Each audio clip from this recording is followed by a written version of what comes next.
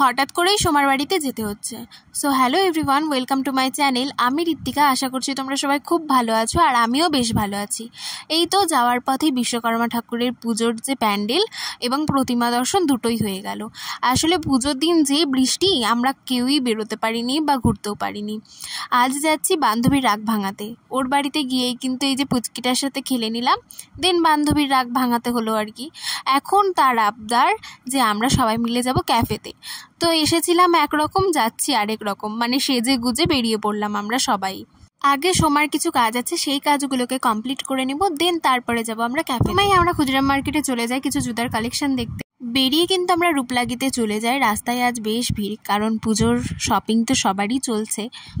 এর মাঝে প্রিয়া চলে যায় বাড়িতে রেডি হওয়ার জন্য, দেন ও আসার পরে আমরা চলে যাই ক্যাফে সিডে এবং কিছু খাওয়া দাওয়া করি। So that's it for today. Next ব্লগে দেখা হচ্ছে, ততক্ষণের জন্য সবাইকে টাটা।